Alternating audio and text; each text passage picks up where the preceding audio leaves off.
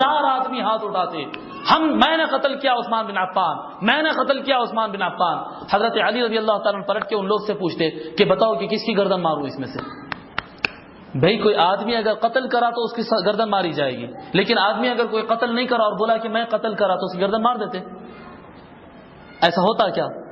اب بتائیے تحقیق کرنا اور تلاشی کرنا اور انویسٹیگیشن کتنا پریشان کن ہو گیا تھا۔ جو آدمی جو رافضی گروپ جو جمع ہوا تھا، جو رافضی گروپ جمع ہوا تھا، ان میں ہر آدمی جس سے پوچھا ہاں میں مارا، ہاں چھت میں ہی کودا تھا، میں مارا، مار دو میرے کو، میں مارا۔ اب کیسا کریں گے؟ پریشان، اتنا مشکل ہو گیا تھا، انویسٹیگیشن ممکن نہیں تھا۔ اس کے باوجود پھر امیر معاویہ کے ساتھ یہ کہنے لگے کہ نہیں، یہ بھی علی کی سازش معلوم ہوتی ہے، یہ جتنے ہاتھ اٹھا رہے ہیں یہ مولا علی کے لیے احتجاج کر رہے لوگ ہیں، یہ تو ان کی سازش معلوم ہوتی ہے، یہ بھی نہیں ہم اس کو قبول نہیں کریں گے، ہم بیعت نہیں کرتے۔ آخر میں نتیجہ یہ نکلتا کہ تلواروں پہ بات آ جاتی اور جنگ جمل ہوتی۔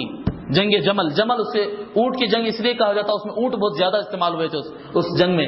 تو جنگ جمل ہوئی اور مولا علی اور امیر معاویہ رضی اللہ تعالیٰ عنہ کے لشکر آپس میں ٹکرائے اور پھر اس کے بعد جنگ جمل ہوئی۔ جنگ جمل کے بعد جنگ صفین ہوئی اور جنگ صفین کے اندر بھی ٹکرائے گئے اور مولا علی کے بارہا ارشاد اس میں ملتے ہیں کہ دیکھو امیر معاویہ کی طرف سے آنے والا کوئی بھی شخص تلوار اگر نہیں اٹھاتا ہے تو اس کو قتل نہیں کرنا۔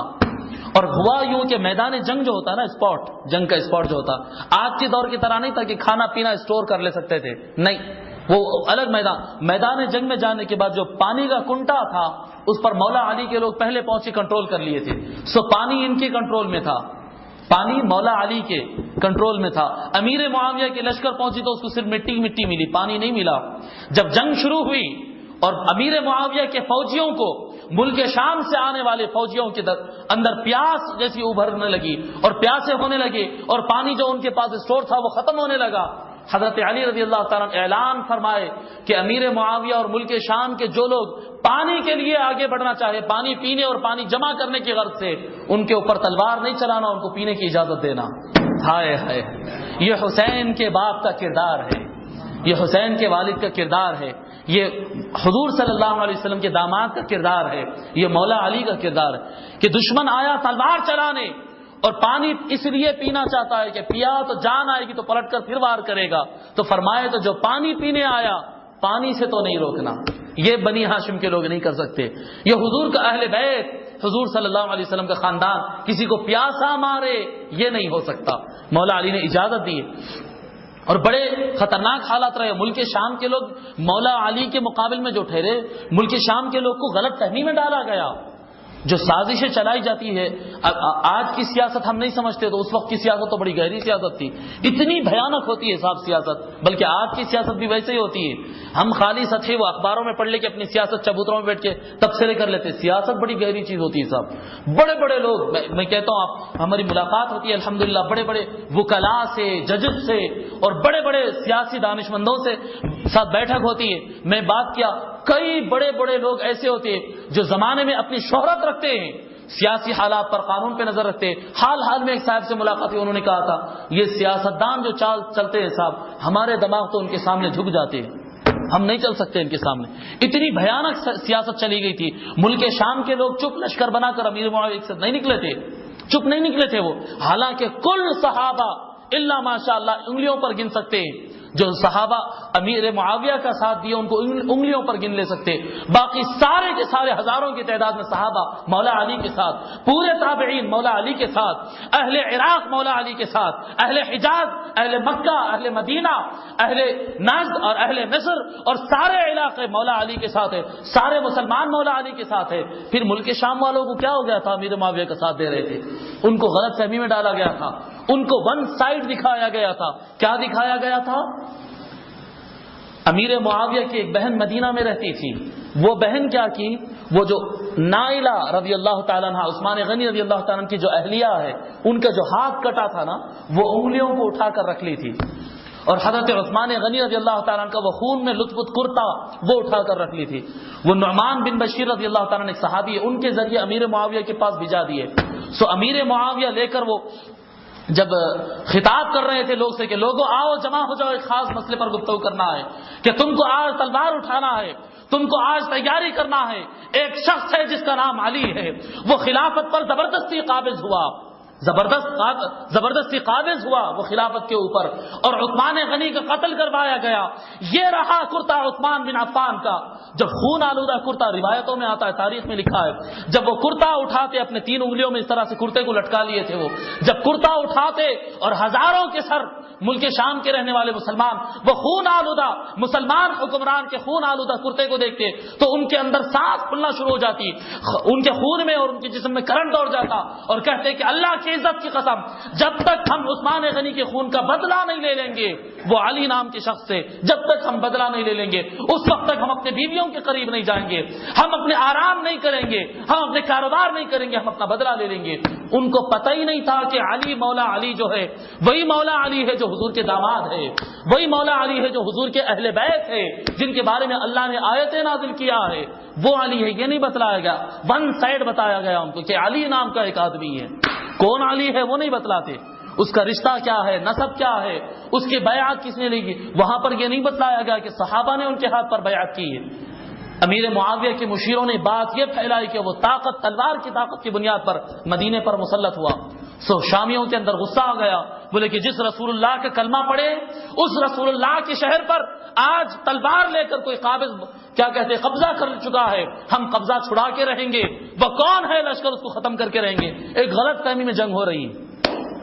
اور حقیقت بتا رہا ہوں مسلمانوں, آج جو ہندو مسلم فساد ہوتا ہے, گروہواری فساد ہوتا ہے, نہ کوئی مسلمان کو خواہش ہے کسی ہندو کو مارے, کوئی ہندو کی خواہش نہیں ہے کہ مسلمان کو مارے, کوئی عیسائی کی خواہش نہیں کہ کسی اور کو مارے, کوئی کسی کو نہیں مارنا چاہتا.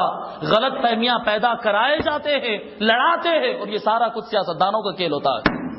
آپ کسی ہندو سے آپ پوچھے, آپ میرے ساتھ تو کبھی ایسا نہیں ہوا, میرے ساتھ تو کبھی ایسا نہیں ہوا. کسی بھی نئے ہندو سے ملے بالکل اچھی طریقے سے ملتے, ہم ان کو لفٹ دیتے ہیں, وہ ہم کو لفٹ دیتے, ہم ان کو کھلاتے ہیں, وہ ہم کو کھلاتے. یہ سیاستدانوں کے کھیل ہوتے, کبھی اس میں نہیں بھڑکنا, کبھی فساد کی طرف نہیں جانا. ایک عام مسلمان اور ایک عام ہندو کبھی فساد نہیں چاہتا, اور اس دور میں بھی کبھی کوئی مسلمان فساد نہیں چاہا. لیکن وہ زہریلے مشیروں نے اور زہریلے کیا کہتے ہیں وہ مشیروں نے اور وزیروں نے وہ آگ پھیلا دی تھی کہ رسول اللہ کے شہر کو بچانا ہے, اور یہ لشکر تیار ہوا اور جنگ پر جنگ, جنگ جمل ہوئی, جنگ صفین ہوئی. ہزار تعداد میں صحابہ کرام تابعین کرام کے خون بہایا گیا اور قتل و غارت گری ہوئی. اور کیا کہتے مولا علی کی طرف سے تو جنگ بڑی آسانی سے جیتی جا سکتی تھی, لشکر تو بڑا طاقتور تھا, مگر معاملہ وہی تھا جو دعوے کرتے تھے سو کام نہیں کرتے تھے. رافضیوں نے جو محبت علی کے جو دعوے کیے تھے, جو اپنے آپ کو شیعان علی کہتے, اہل سنت والجماعت والوں یاد رکھو کوئی رافضی شیعان علی نہیں ہے, شیعہ ہم ہے, شیعہ ہم ہے. شیعہ کہتے ہیں جو آدمی محبت کے ساتھ تائید کے لیے اٹھ کے ٹھہر جاتا ہے اس کو شیعہ کہتے ہیں. شیعہ ہم ہے, وہ شیعہ نہیں ہے, وہ شیعہ نہیں ہے. وہ صرف اپنے آپ کو شیعہ کہتے تھے, شیعان علی کا نعرہ لگاتے تھے, لیکن جب میدان جنگ لگتا تھا تو یہی شیعان علی کے دعوے دار رافضی چھپ چھپ کر پھرتے تھے, اپنے کمانڈ چھوڑ دیتے تھے, اپنے مقام چھوڑ دیتے تھے اور پیچھے ہٹ جاتے تھے, جس کی وجہ سے جنگیں آسانی سے کامیاب نہیں ہوتی تھی. اور جنگیں ہوتی رہی اور ملت اسلامیہ 2 ٹکڑوں میں بٹ گئی. اور ایک دن ایسا آیا کہ حضرت علی رضی اللہ تعالیٰ عنہ فجر کی نماز کے لیے اٹھ کر چلے اور مسجد کو جا رہے تھے کہ راستے میں ایک ابن ملجم نام ایک خارجی, یہ خارجی الگ لوگ ہوتے, دیکھیے ایک ہے شیعان علی, ایک ہے عام مسلمان, ایک ہے بنی امیہ کے تائیدی, یہ 3 گروپ بن گئے. ایک چوتھا گروپ ہے خارجی.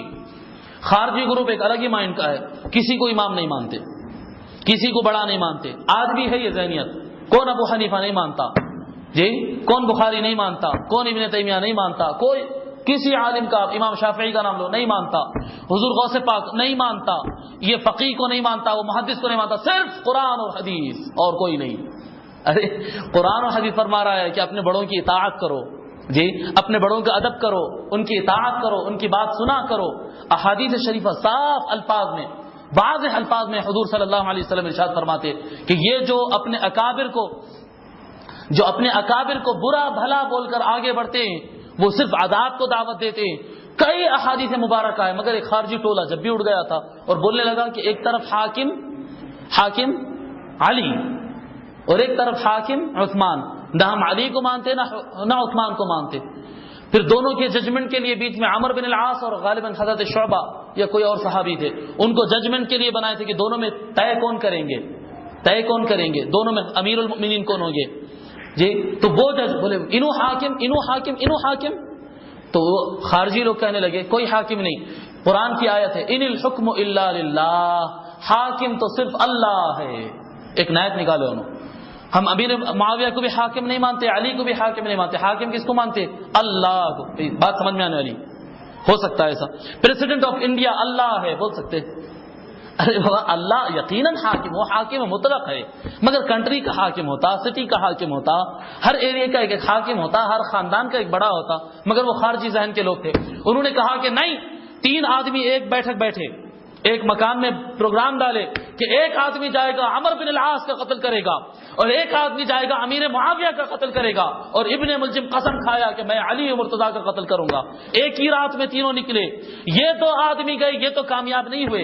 امیر معاویہ کو جو قتل کرنے گیا وہ نہیں کر سکا، اس کو چانس نہیں ملا. عمر بن العاص کو جو قتل کرنے گیا اس کو چانس نہیں ملا. مولا علی کو جو قتل کرنے گیا تھا اس کو چانس مل گیا. مولا علی رضی اللہ تعالی عنہ فجر کی نماز کو بلانے کے لیے اٹھ کر نکلے تھے. مسجد میں ابھی داخل ہوئے، دروازے کے پیچھے ابن ملجم چھپا ہوا تھا.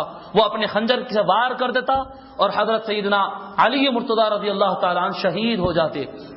اور جیسے شہید ہو جاتے سارے صحابہ فوراً انتظام کرتے اور ایک بیٹھک ہوتی ہے. حضرت سیدنا امام حسن رضی اللہ تعالیٰ عنہ کے ہاتھ پر سارے لوگ بیعت کر لیتے اور ان کو اپنا خلیفۃ المسلمین بنا دیتے. پھر 2 لشکر آمنا سامنا ہو جاتا.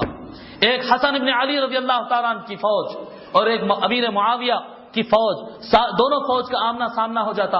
اور حضور صلی اللہ علیہ وسلم کا وہ فرمان جو جمعہ کے موقع پر حضور صلی اللہ علیہ وسلم نے امام حسن کو اپنے گود میں لے کر فرمایا تھا ابنی ھذا سید ولعل اللہ یصلح به بین فئتین من المسلمین. لوگوں میرا یہ بیٹا سردار ہے. امام حسن جو بچپن میں ابھی بالکل چھوٹے بچے تھے ان کو گود میں لے کر حضور فرمائے تھے لوگوں یہ میرا بیٹا حسن سردار ہے، اور یقیناً اللہ تبارک و تعالی اس کے ذریعے مسلمانوں کے 2 لڑنے والے گروہوں میں صلح کرا دے گا. اور وہ دور آیا جب امیر معاویہ کا لشکر ایک طرف سے اور سیدنا امام حسن رضی اللہ تعالیٰ کا لشکر ایک طرف سے، 2 مسلمانوں کے بڑے لشکر، دونوں طرف صحابہ ہے، دونوں طرف تابعین ہے، بولے بھالے مسلمان ہے، اور بڑا لشکر ٹکراؤ کی طرف آ گیا. امام حسن رضی اللہ تعالیٰ آگے بڑھتے اور صلح کی بات کرتے، امیر معاویہ آگے بڑھتے اور دونوں ایک ٹینٹ کے اندر بیٹھتے اور ایک ایگریمنٹ تیار کرتے. امام حسن کہتے ٹھیک ہے، میں مسلمانوں کا خون بہانا نہیں چاہتا ہوں، لشکر تو میرا زیادہ بڑا ہے، میں ڈر کر نہیں آ رہا ہوں، میں ڈر کر ہتھیار نہیں ڈال رہا ہوں، میں صلح کی بات کمزوری کی وجہ سے نہیں کر رہا ہوں، مجھے فکر ہے مسلمان جانوں کی، میں مجھ سے کسی مسلمان کو خون ہوتا ہوا نہیں دیکھ سکتا. وہ حضور کی بشارت پوری ہو رہی تھی کہ مسلمانوں کے درمیان صلح کرائیں گے. ایک ایگریمنٹ تیار ہوتا کہ بنی ہاشم اور خاندان حضور صلی اللہ علیہ وسلم کے اہل بیت پر ظلم نہیں کیا جائے گا، ان کا مقام اور ان کا تقدس رکھا جائے گا، اور ہم کو یہاں سے واپس پورا امن لوٹنے دیا جائے گا. ٹھیک ہے.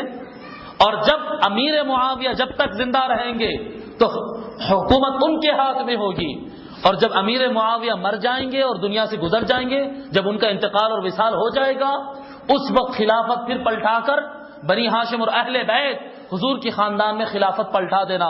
پھر اگلا امیر اور بادشاہ جو بھی بنے گا وہ خاندان اہل بیت میں سے، خاندان رسول میں سے ہوگا. یہ ایگریمنٹ پر دستخط ہو جاتی، یہ ایگریمنٹ ہو جاتا.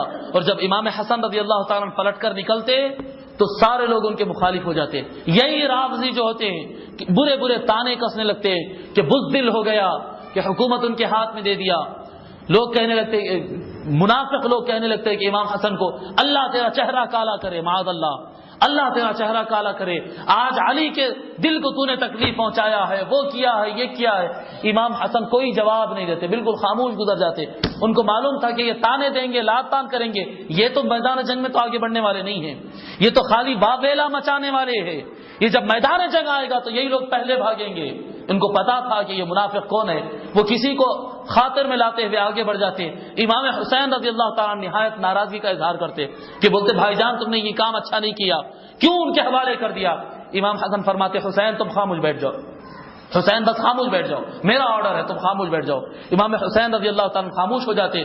پھر ایک باضابطہ ایک بیٹھک ہوتی ہے جس میں امام حسن علیہ السلام، امام حسن رضی اللہ تعالیٰ عنہ امیر معاویہ کے ہاتھ پر بیعت کرتے، اور سارے وہ مدینے کے گورنر، حجاز کے گورنر اور مصر کے گورنر، جو سارے علاقے امام حسن کے کنٹرول میں تھے، وہاں کے سارے گورنرز آ کر امیر معاویہ کے ہاتھ پر بیعت کرتے، جی سارے کے سارے بیعت کرتے۔ جب امام حسین کی باری آتی، امام حسین بولتے کہ میں نہیں کرتا، میں بیعت، میں ان کے ہاتھ پر بیعت نہیں کرتا، ان کی حکومت غاصبانہ ہے، انہوں نے خروج علی الامام کیا۔